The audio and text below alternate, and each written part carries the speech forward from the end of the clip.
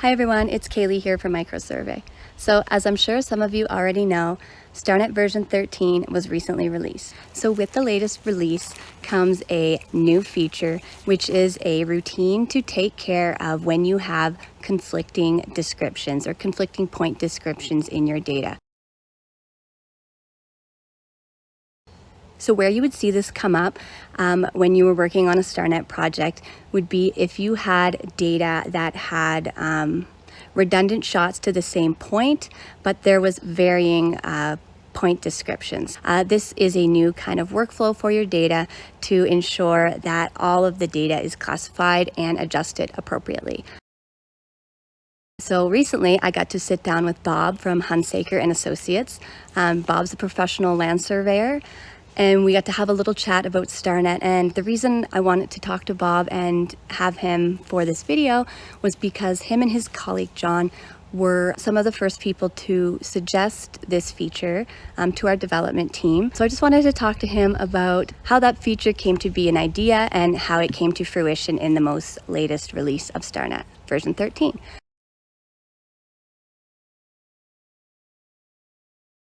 Hi Bob. So first and foremost, I want to say thank you so much for agreeing to do this with me. I really appreciate your time. So let's get right into it. First question is, can you please tell me a little bit about yourself and how you first got introduced to Starnet, or what was your first experience using Starnet? So I started in surveying in 1978, working in the field on a survey crew. About 7 years after that, I came into the office to work on the office side of surveying. And in 1987 is when I got introduced to Starnet, because before that, we didn't have PCs. We had a mainframe computer system, and when we ran a least squares adjustment on that system, you'd almost have to run it overnight because it would bring the computer to a halt. And this is just for a very simple traverse survey. So Starnet was infinitely faster. We purchased a seat or two of them at that time as we all started to get PCs to replace our mainframe Kogo system. And I loved it ever since. And one of the things I loved about it is I've always been comfortable working from the command prompt and working with text files, and Starnet suited me really well for that because I could easily prepare my input data. And so that's always been one of the very strong points about Starnet.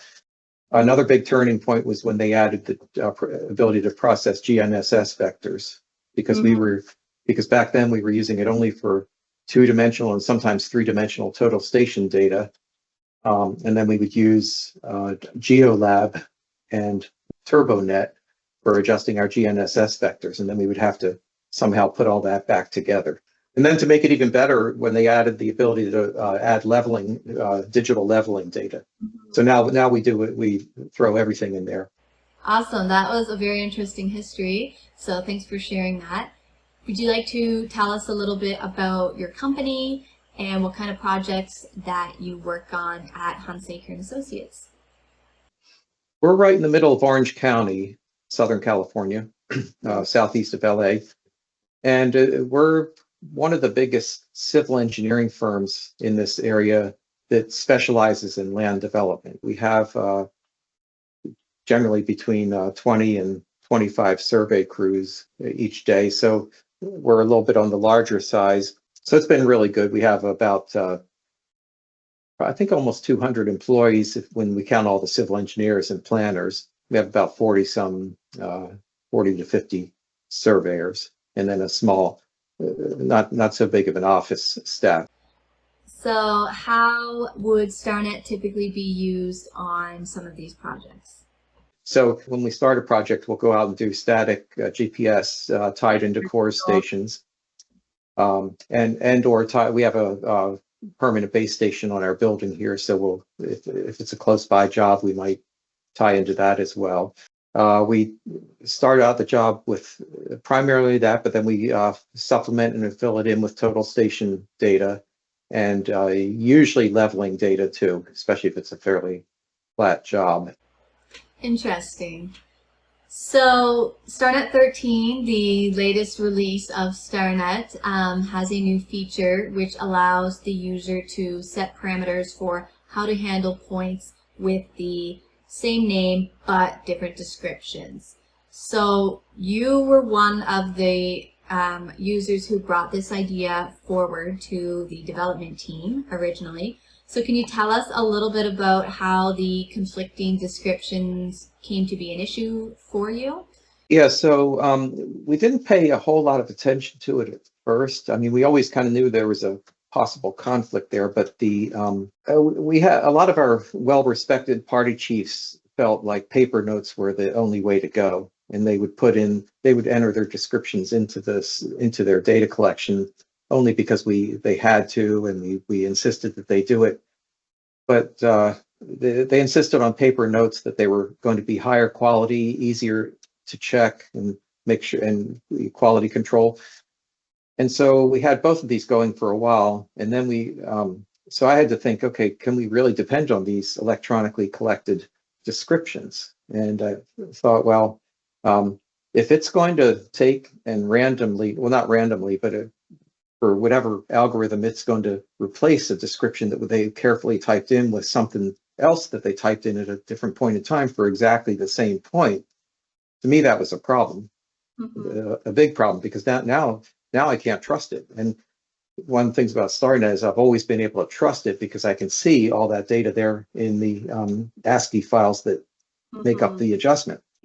Right. So yeah, and if you have two things that differ, that it's almost like having two clocks that are slightly different. Now you don't know which one's correct, and somebody would have to tediously go through and verify. Whereas if you only had one, at least you didn't have to check something, which isn't a perfect solution, but somehow you need to know that there are two different descriptions here, even those minute things like case sensitive and slight difference. So we would have use the attributes, and it would kind of prompt them for almost all the common things that they would run into. And we try to make it as complete as possible so that it would minimize the need for them to type in anything manually. But even still, you would, if two different surveyors shot the same point, which a lot of times would happen, we'd have multiple crews doing a boundary survey.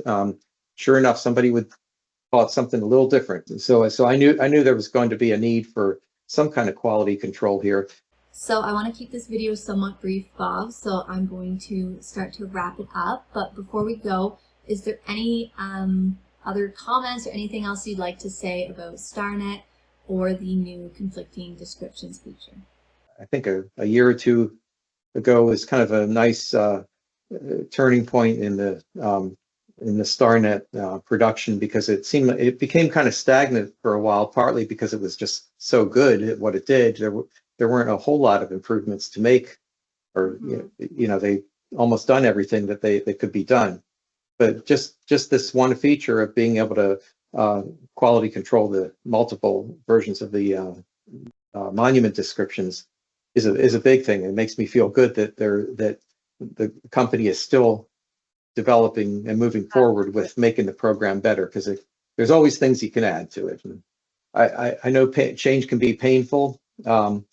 But I embrace it because, imagine if we're still working in DOS or Windows 3.1 or the original version of Starnet that only did horizontal traverse, not even vertical angles. I can't imagine what life would be like in the survey world if that were the case.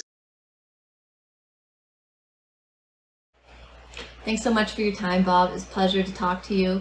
I always love to hear about what other surveyors are doing. I think that's a little bit of a quirk that all surveyors have, is we're always interested in what kind of cool projects and everything else that all the other surveyors are doing. So it was great to chat. Thanks again. Okay, great. Okay, thank you. So that's it for today's video. I hope you enjoyed listening to Bob talk about Starnet as much as I did. Be sure to like and subscribe to make sure you don't miss out on any of our future videos. And until next time, happy surveying.